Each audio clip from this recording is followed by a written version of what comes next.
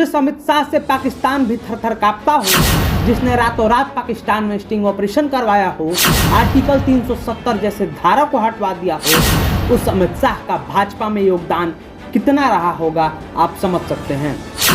हम आपको बताते हैं कि भाजपा को गठबंधन से जोड़कर मजबूत पार्टी बनाने में अमित शाह का कितना योगदान रहा है।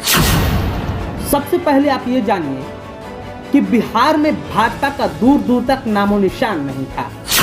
फिर अमित शाह ने अपने पुराने साथी नीतीश कुमार के साथ चुनावी समझौता किया और हिंदुस्तान आवाम मोर्चा के जीतन राम मांझी, उपेंद्र कुशवाहा के आरएलजेडी और मुकेश सहनी के नेतृत्व में विकासशील इंसान पार्टी को बिहार में शामिल किया है, जिससे बिहार में भाजपा की पकड़ काफी मजबूत हुई है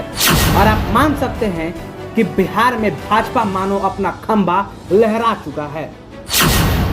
अब आप ये भी जानिए कि आंध्र प्रदेश में भी श्री अमित शाह के योग नेतृत्व के तहत भाजपा एनडीए सरकार ने हाल में ही आंध्र प्रदेश में चंद्रबाबू नायडू द्वारा नेतृत्व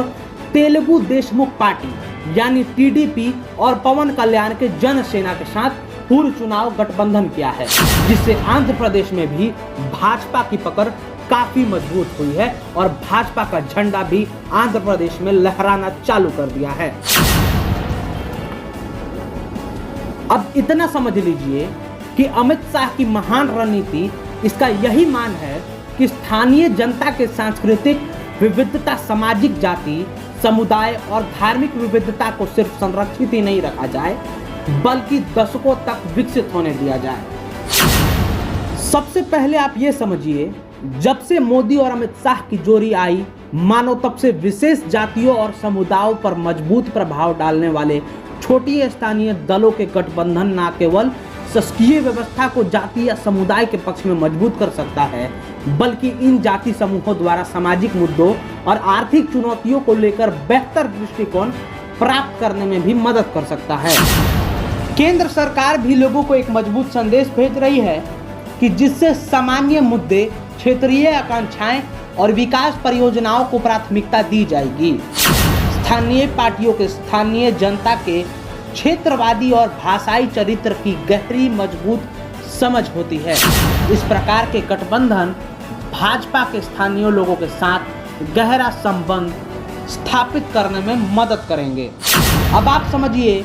कि जो अमित शाह अपने राजनीतिक कैरियर की शुरुआत 1983 में आरएसएस के छात्र नेता के रूप में किए थे और अब वही अमित शाह